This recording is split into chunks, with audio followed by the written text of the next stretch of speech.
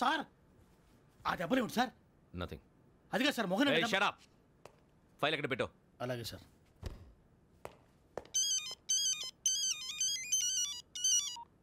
Hello, నేను గజాల మాట్లాడుతున్నాను. గజాల? జీకే గజాల మగాండి సార్. అయితే నీకు కావాల్సిన కెమెరా నా దగ్గర ఉంది. కెమెరా? నాకే కెమెరా అక్కర్లేదు. శర్మ గారు, మీరు పోలీస్ అయితే నేను దొంగని. రైల్లో పెద్ద ఆయన కెమెరా కొట్టేసింది నేనే. అందులో ఏముందో కూడా నాకు తెలుసు. ఇంకా బుకాయించడానికి ప్రయత్నం చేయకండి, అది మీకే నష్టం. ఏం కావాలి? ఏం కావాలంటే ఏం చెప్తాను. ఒక 5 లక్షలు కొట్టండి. నువ్వు ఎక్కడున్నావు? గెలాక్సీ థియేటర్ పక్కన అల్ఫా కేఫ్లో. త్వరగా తీసుకురండి. ఇప్పుడు ఎక్కడ కొట్టాలరా నిన్ను? కొట్టకుండా పనే మార్గం లేదా? ఉంది. ఆ కెమెరా ఇచ్చేస్తే. ఆ కెమెరా ఇచ్చే లేచే ఇచ్చే తీసుకో. మాట తప్పుతున్నారు. నీలాంటి ఎదల దగ్గర కూడా మాట మీద నిలబడతారేంట్రా? అయినా నేను ఒక దెబ్బతో ఎందుకు పెడతానో తెలుసా? కట్ 5 నిమిషాలు తెలుసు చూడు. కెమెరా దొరికిందా? వెంటనే చూడాలి. ముందు మనకు ప్లేస్ కావాలి. నా క్లోజ్ ఫ్రెండ్ ఒక అమ్మాయి ఉంది. వాళ్ళ పేరెంట్స్ ఢిల్లీలో ఉంటారు. తను ఒక్కతే ఉంటుంది. అక్కడికి వెళ్దాం.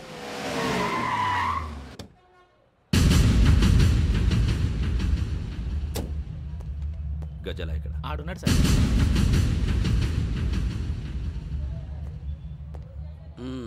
క్యాసెట్ ఎక్కడ? లేదు. Don't irritate me. Give me the cassette. లేదని చెప్పాను కదా, ఎన్నిసార్లు చెప్పాలి నీకు? ఏంట్రా కొడతావా? కమాన్ కొట్టు.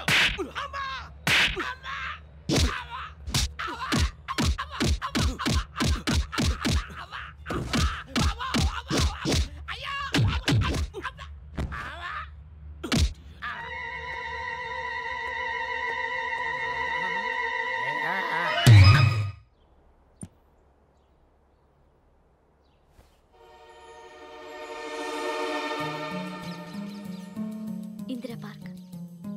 నాన్నగారు వాకింగ్ అక్కడికే వెళ్ళేవారు. అక్కడ రకరకాల పక్షుల్ని కెమెరాతో రికార్డ్ చేసేవారు. ఈ ఒక్కసారి ఎక్స్క్యూజ్.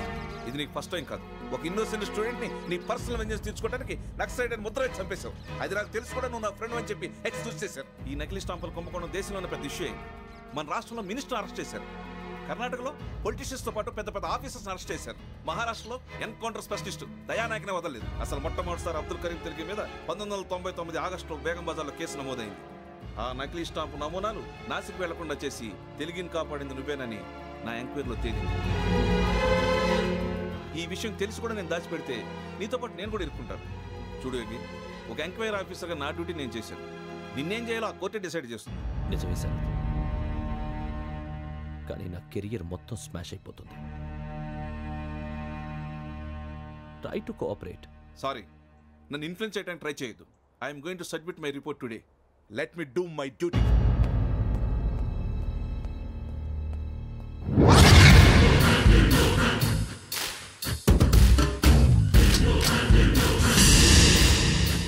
శరత్,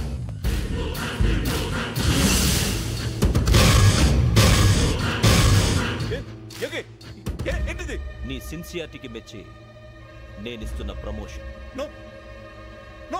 నక్సలైట్ల చేతుల్లో హతమైన శరత్ కుమార్ IPS. రేపు నువ్వు న్యూస్ చూడలేవు కదా, అందుకే అడ్వాన్స్ గా న్యూస్ చెబుతున్నా. వెంకీ, వాడిని ఎక్కడో చూశానని చెప్పాను కదా, మా ఫ్లాట్స్ లోనే చూసాను. ఎప్పుడు? అదే మేము ఊరెళ్ళే రోజు. మీరుండే ఏరియా ఏ పోలీస్ స్టేషన్ లిమిట్స్ లోకి వస్తుంది? లక్టీ కపూల్. ఈ యోగేందర్ శర్మ ఏపీ పోలీస్ అకాడమీకి హెడ్ ఆఫీసర్గా రావడానికి ముందు లకడి కబ్బుల్లోనే డీసీపీగా పనిచేసేవాడు. అంటే శ్రావణి, ఆ రోజు ఏం జరిగింది? మా నాన్నగారు ఆ రోజు ఎందుకో చాలా టెన్షన్గా ఇంటికి వచ్చారు. నాన్న, జ్యూస్ ఇక్కడ పెడుతున్నాను, తాగండి. అలాగే.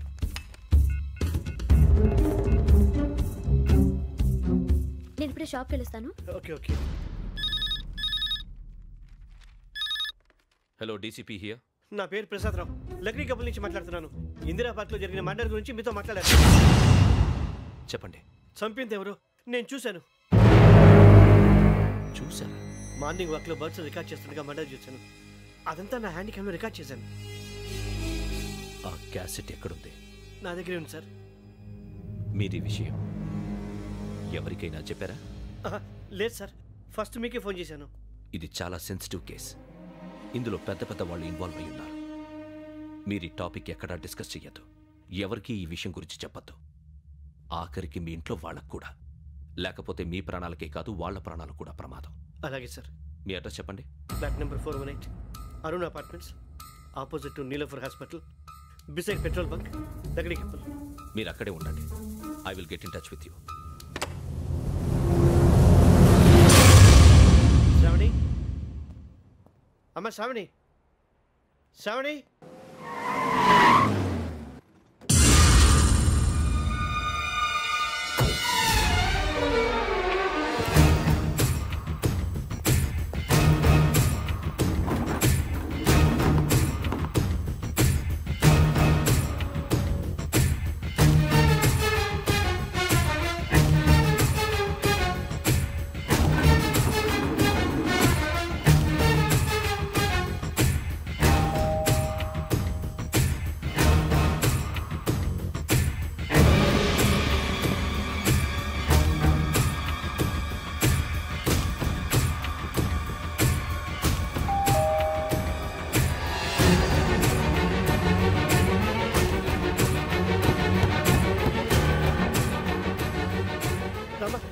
ఏంటన్నా ఎందుకు టెన్షన్? ఏం లేదు, చెప్తాదా? దా.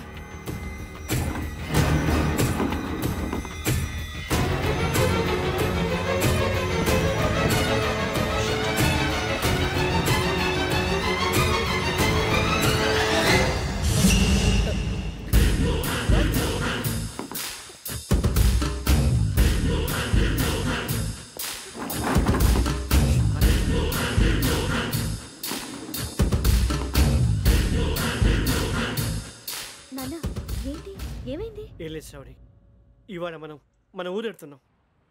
ఆయన చూసిన నేరాన్ని పోలీసులు చెప్పాలనే కంగారులో హంతకుడికి వివరాలన్నీ చెప్పేశారు. మీ ఫ్లాట్ ముందు యోగేంద్రని చూసి భయంతో మీ నాన్నగారు మిమ్మల్ని ఊరికి తీసుకెళ్ళిపోయారు. వచ్చేటప్పుడు కూడా యోగేంద్ర హంతకుడని తెలియక మీ బెర్త్ నెంబర్స్ వాడికి ఇచ్చేశారు. బెర్త్ నెంబర్స్ మారటం వల్ల మీ నాన్నగారితో పాటు ఆ అమ్మాయిని చంపేశాడు. వాడిని వదలకూడదురా. ఈ క్యాసెట్ మన దగ్గర ఉండగా వాడు తప్పించుకోవడం కష్టం. కానీ ఈ సాక్ష్యాన్ని పోలీసులు అందజేద్దామంటే ఈ కేసు డీల్ చేస్తున్న డీసీపీ భరత్ వాడికి చాలా క్లోజు. పోనీ మనం గవర్నర్ని కలిస్తే? వాట్? గవర్నర్ అపాయింట్మెంట్ తీసుకున్నారా? అవును సార్, వాళ్ళ దగ్గర ఎవిడెన్స్ ఉందట. పోలీస్ డిపార్ట్మెంట్ మీద నమ్మకం లేక గవర్నర్ రిక్వెస్ట్ చేస్తే రేపు హాలిడేనా స్పెషల్గా కన్సిడర్ చేసి అపాయింట్మెంట్ ఇచ్చారు.